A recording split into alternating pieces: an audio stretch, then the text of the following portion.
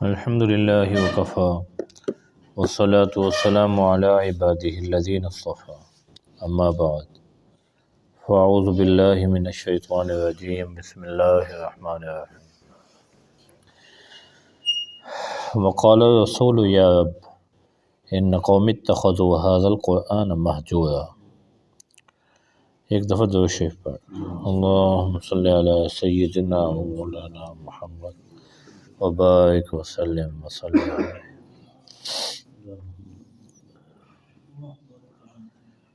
نبی کریم صلی اللہ علیہ وسلم نے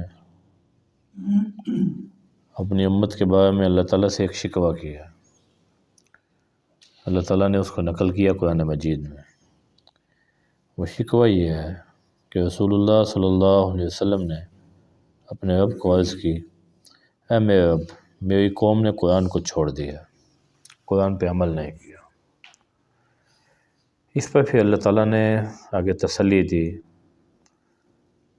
کہ ہر نبی کے دشمن ہوئے ہیں، انبیاء کی تعلیمات پر ان کے زمانہ میں سب لوگوں نے عمل نہیں کیا، بلکہ اکثریت جو ہے وہ انبیاء کی تعلیمات کے انکار کرنے والوں کی ہوئی ہے۔ تو آپ اس پہ دل برداشتہ نہ ہوں۔ اور بعض مفسرین کی رائے یہ ہے یہ شکوہ نبی کریم صلی اللہ علیہ وسلم قیامت کے دن بھی کریں گے۔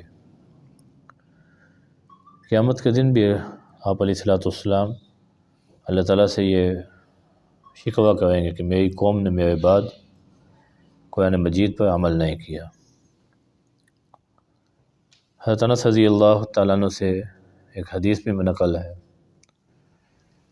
کہ نبی کریم صلی اللہ علیہ وسلم نے فرمایا، جو آدمی قرآن مجید کو گھر میں ایسے لٹکا کے رکھ دیتا ہے، پہلے ایسے الماریاں نہیں بنی ہوئی ہوتی تھیں، قیمتی چیز کو دیوار میں کوئی کیل وغیرہ لٹکا کے اوپر لٹکا دیتے تھے۔ جس نے قرآن مجید کو گھر میں لٹکا دیا اور اس کے احکامات پہ عمل نہیں کیا، اس کو پڑھا نہیں، تو قرآن مجید اللہ تعالیٰ کی دربار میں یہ عرض کرے گا، اے اللہ ان لوگوں نے مجھے پہ عمل نہیں کیا، اب آپ میرے اور ان کے درمیان میں فیصلہ کریں۔ تو پھر اللہ تعالیٰ فیصلہ کریں گے، لازمی بات ہے وہ انسان کے لیے نقصان دہ ہوگا۔ تو یہ شکوہ اصل میں تو ہے کافروں سے کہ انہوں نے قرآن مجید پر عمل نہیں کیا، لیکن اس دوسری تفسیر کو لیا جائے تو یہ ہر ایمان والے سے شکوہ ہے کہ قرآن مجید پر عمل کرنے کا جو حق ہے وہ ہم لوگ ادا نہیں کر رہے۔ عمل کرنا تو دور کی بات ہے، قرآن مجید ہم سے کیا تقاضا کر رہا ہے یہ ہمیں پتہ ہی نہیں ہے۔ ہمارا جو 90% مسلمان ہے اس کی حالت یہ ہے، اللہ ہم سب کی حفاظت فرمائے، شریعت کے بڑے بڑے احکامات کا پتہ ہی نہیں، اللہ کیسا چاہ رہے ہیں، کبیرہ گناہوں کا علم نہیں ہے، عجیب غفلت کی زندگی گزار رہے ہیں۔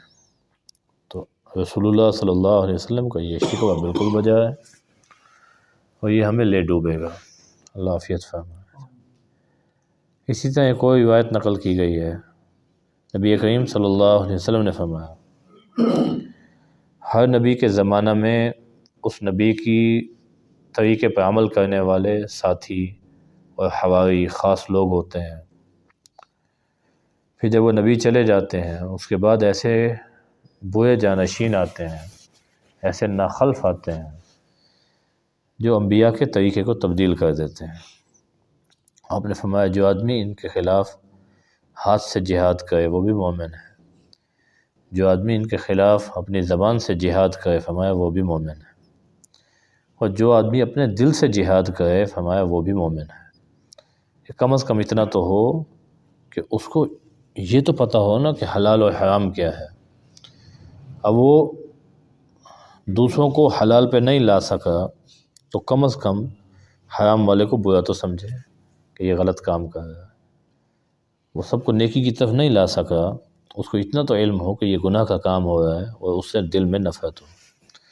پھر فرمایا اس تیسرے درجے کے علاوہ ایمان کا کوئی درجہ نہیں ہے۔ اب تو مصیبت یہ ہو گئی ہے لوگوں کو گناہ کا گناہ بتانا، سمجھانا یہ بھی اتنا مشکل ہو گیا ہے، آپ تصور نہیں کر سکتے۔ اب جب مسلمان گناہ کو گناہ نہیں سمجھا، اس کا تو ایمان نہیں بچا، بات تو ساری ایمان پہ کھڑی ہے۔ دیکھیں ایک آدمی حلال کام کر رہا ہے یا بالفرض کوئی حرام بھی کر رہا ہے، وہ اپنی غلطی سمجھ رہا ہے کہ میں گناہ کر رہا ہوں، اللہ کبھی توبہ کی توفیق دے دیں گے۔ ایک وہ ہے وہ آگے دلائل دیتا ہے اپنے حرام کام کے جائز ہونے کے لیے۔ تو جب حرام کام کو وہ ساری زندگی اس کے دلائل دے کے اور اس کو وہ جسٹیفائی کرنے کی کوشش کر رہا ہے، وہ توبہ کس وقت کرے گا؟ اس کا ایمان کہاں بچا؟ تو اس لیے یہ چیزیں جو ہے یہ سمجھنا بہت ضروری ہے بھائی۔ فرمایا وَكَذَلِكَ جَعَلْنَا لِكُلِّ نَبِيٍّ عَدُوًّا مِّنَ الْمُجْرِمِينَ، اسی طرح ہم نے ہر نبی کے لیے مجرموں میں سے بہت سے ان کے دشمن بنائے۔ وَكَفَىٰ بِرَبِّكَ هَادِيًا، آپ کا رب ہدایت دینے کے لیے کافی ہے۔ وَنَصِيرًا، اور مددگار اللہ کافی ہے۔ ہمارے دوست ہیں، پرسوں کی بات ہے، میں درس دیا عصر کے بعد، تو وہ 2 دفعہ ایم پی اے رہ گئے، اب وہ پھر یہیں ہوتے ہیں، ویسے تو کوٹا دوسرے ہیں۔ وہ اتنا ہنسے نا درس کے بعد، مجھے کہنے لگے میں آپ کو اللہ کی قسم ایک بتاؤں اپنا واقعہ، ہم نے جو پہلے زندگی گزاری، کئی علماء سے میری بحث ہوئی، بس گالم گلوچ تک بات چلی گئی۔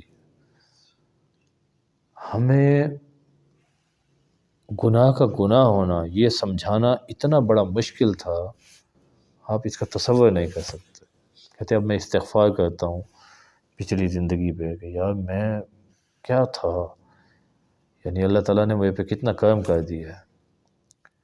کہتے اب اللہ نے ہدایت دے دی ہے، اس وقت جو کان پہ باتیں سنتے تھے الٹا غصے ہو جاتے تھے، اب سنتے ہیں تو اب ڈر پیدا ہوتا ہے کہ یار اللہ تعالیٰ نے شکر ہے بچا دیا۔ تو یہ ہدایت اللہ دیتے ہیں۔ آپ یہ سمجھیں آپ نے کسی کے کان میں بات پہنچا دی ہے، وہ آپ کی بات میں بڑی اثر ہے اور وہ آ جائے گا۔ کائنات میں سب سے زیادہ مؤثر زبان وہ نبی کریم صلی اللہ علیہ وسلم کی ہے۔ جب آپ کے مد مقابل آپ اتنی سادہ سی دعوت دے رہے ہیں، بھائی شرک کو چھوڑ دو، اللہ کی طرف آ جاؤ، اور وہ آپ کے دشمن ہو رہے ہیں، تو آپ کا کیا خیال ہے آپ کسی کو ہدایت دے سکتے ہیں؟ سوال ہی پیدا نہیں آتا۔ آپ کوشش کر سکتے ہیں، ہدایت دینا اللہ کا کام ہے۔ لوگ الجھتے بھی رہیں گے، آپ کسی کو سیدھی بات بتائیں گے، لوگ گلے پڑ جائیں گے، اور پڑھ بھی جاتے ہیں، کوئی مہذب انداز میں، کوئی غیر مہذب انداز میں۔ جب آپ لوگوں کو کوئی بات کہیں گے تو وہ گلے پڑیں گے، لیکن کوئی بات نہیں، ان کو گلے پڑنے دیں، آپ اپنا کام کریں۔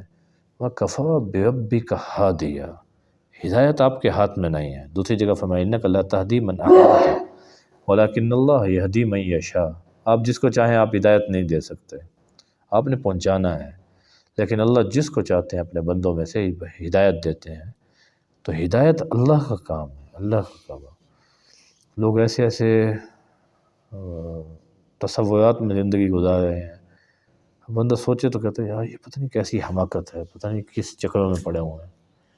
اللہ ہم سب کی حفاظت فرمائے۔ وہ نفسیہ، اور اگر ان سے کوئی آپ کو کوئی خوف ہے تو مدد بھی اللہ نے ہی کرنی ہے، اور اللہ کی مدد کافی ہے۔ پھر جو کافروں نے اعتراضات کیے، ان پر ایک اعتراض یہ تھا، یہ تھوڑا تھوڑا کر کے قرآن مجید کیوں آتا ہے؟ ایک ہی دفعہ آئے نا، بس ہمیں پتہ لگ جائے ہم نے کون سی باتیں کرنی ہے اور کون سے کام نہیں کرنے۔ اب جس نے نہیں ماننا اس کے لیے تو ہر بات ہی اعتراض کا سبب بنتی ہے۔ اللہ کہتے ہیں وَقَالَ الَّذِينَ كَفَرُوا، ان کافر لوگوں نے کہا لَوْلَا نُزِّلَ عَلَيْهِ الْقُرْآنُ جُمْلَةً وَاحِدَةً، قرآن آپ پر ایک مرتبہ ہی کیوں نہیں اتارا گیا پورا؟ اللہ کہتے ہیں عجیب بات ہے، اللہ نے تو قرآن مجید نبی کریم صلی اللہ علیہ وسلم کی تسلی کے لیے اتارا ہے۔ جیسے کوئی پریشانی ہوئی اللہ نے فوراً حکم نازل کیا، آپ پریشان نہ ہو، پریشان نہ ہو۔ پہلے انبیاء کے ساتھ بھی ہوا ہے، اب یہ کتنی دفعہ اللہ نے بار بار انبیاء کے واقعات بیان کیے ہیں، حضور کی تسلی کے لیے کیا ہے نا۔ پھر قرآن مجید میں بہت سارے احکامات منسوخ ہوئے ہیں، اس میں ناسخ احکامات آئے ہیں۔ پہلے اللہ نے ایک حکم چلتا رہنے دیا ہے، پھر اس کے بعد اس کے موقع پر اللہ تعالیٰ نے اس حکم کو منسوخ کیا کہ بس اب یہاں تک کرنا تھا، اب آگے یہ نہیں کرنا، تاکہ امت کی تربیت ساتھ کے ساتھ ہوتی رہ جائے۔ پھر بہت ساری چیزیں ہیں جس پہ صحابہ نے سوال کیے، لوگوں نے اعتراضات کیے، ان کے جوابات اللہ تعالیٰ نے دیے ہیں۔ تو قرآن مجید اس کی حکمت یہی تھی کہ قرآن مجید آہستہ آہستہ کر کے 23 سال میں مکمل ہو، تاکہ مخالفین کو پتہ لگ جائے کہ نبی کریم صلی اللہ علیہ وسلم ہر وقت اللہ کی مدد میں ہیں اور اللہ کی نگرانی میں کام کر رہے ہیں۔ ایسا نہیں ہے کہ اللہ تعالیٰ نے ایک دفعہ آپ کو ذمہ داری دے کے اور آپ کو اکیلا چھوڑ دیا ہے۔ ہر وقت وہی آ رہی ہے، ہر وقت وہی آ رہی ہے، سفر میں، حضر میں، آپ رات ہے دن ہے، اللہ کی طرف سے ہر وقت پیغامات آ رہے ہیں اور ہر وقت آپ اللہ کی مدد میں ہیں۔ یہ تو الٹا نبی کریم صلی اللہ علیہ وسلم کی نبوت کی دلیل تھی، لیکن وہ کہتے ہیں نہیں جی ایک ہی دفعہ کیوں نہیں ہوا۔ اللہ فرماتے ہیں کذالک، اسی طرح ہم نے تھوڑا تھوڑا کر کے اتارا، لنثبت بہ فؤادک، تاکہ ہم آپ کے دل کو اس سے مضبوط کریں۔ ایسا نہیں ہے کہ حضور کو ایک پوری کتاب دے دی گئی کہ اب آپ اس کو یاد کریں، رٹے ماریں، نہیں نہیں نہیں نہیں۔ اللہ نے فرمایا لا تحرک بہ لسانک لتعجل بہ، آپ نے زبان کو زیادہ حرکت بھی نہیں دینی کہ جلدی جلدی یاد ہو جائے۔ ان علینا جمعہ وقرآنہ، اس کو جمع کرنا، آپ کو پڑھانا، آپ کو یاد کرانا، یہ ہماری ذمہ داری ہے، آپ نے پریشان نہیں ہونا۔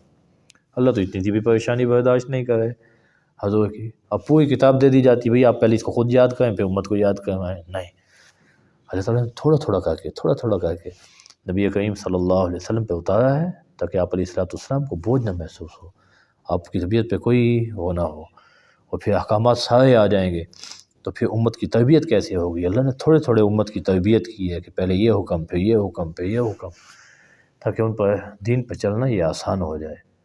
تو ہم نے اسی طرح قرآن کو تھوڑا تھوڑا کر کے اتارا تاکہ آپ کے دل کو مضبوط کر دیں، وَرَتَّلْنَاهُ تَرْتِيلًا، اور ہم نے اس کو ایک ترتیب کے ساتھ تھوڑا تھوڑا کر کے اتارا ہے۔ وَلَا يَأْتُونَكَ بِمَثَلٍ، اور قرآن کے تھوڑا تھوڑا کر کے اتارنے کی حکمت ہے، یہ جو گھٹیا بات کرتے ہیں إِلَّا جِئْنَاكَ بِالْحَقِّ وَأَحْسَنَ التَّفْسِيرَ، ہم فوراً اس کے جواب میں آپ کے پاس حق لے آتے ہیں اور ایک اچھی تفسیر اور اچھا جواب اس کا آپ کو دے دیتے ہیں۔ یہ مختلف انداز میں وہی گھسی پٹی باتیں کرتے ہیں اور ہم آپ کو اس کے جواب میں اچھی اور بہترین انداز میں ان کی باتوں کا جواب دیتے ہیں۔ یہ سارا اللہ نے اپنے ذمہ لیا ہے کہ نبی کریم صلی اللہ علیہ وسلم کو کوئی پریشانی نہ ہو۔ وَلَا يَأْتُونَكَ بِمَثَلٍ، اور یہ آپ کے پاس کوئی مثال نہیں لاتے مگر ہم آپ کے پاس حق کو لے آتے ہیں اور اس سے بھی اچھی تفسیر ہے۔ وَالَّذِينَ يُحْشَرُونَ عَلَى وُجُوهِهِمْ إِلَى جَهَنَّمَ أُولَٰئِكَ شَرٌّ مَّكَانًا وَأَضَلُّ سَبِيلًا، جو لوگ اپنے چہروں کے بل جہنم کی طرف جمع کیے جائیں گے۔ ایک صحابی نے پوچھا آقا چہروں کے بل کیسے چلیں گے؟ حضور نے فرمایا جیسے پاؤں، جس ذات نے پاؤں کے بل چلایا ہے وہ چہرے کے بل بھی چلا دے گی، یہ اس کی قدرت میں ہے۔ یہ چہروں کے بل یہ چلتے ہوئے جہنم کی طرف جمع کیے جائیں گے۔ اولئک شر مکانا، یہ لوگ ٹھکانے کے اعتبار سے بھی بہت برے، واضل سبیلا، اور دنیا میں راستے کے اعتبار سے بھی بہت زیادہ گمراہ۔ اللہ ہم سب کی حفاظت فرمائے، اللہ ہمیں سیدھے راہ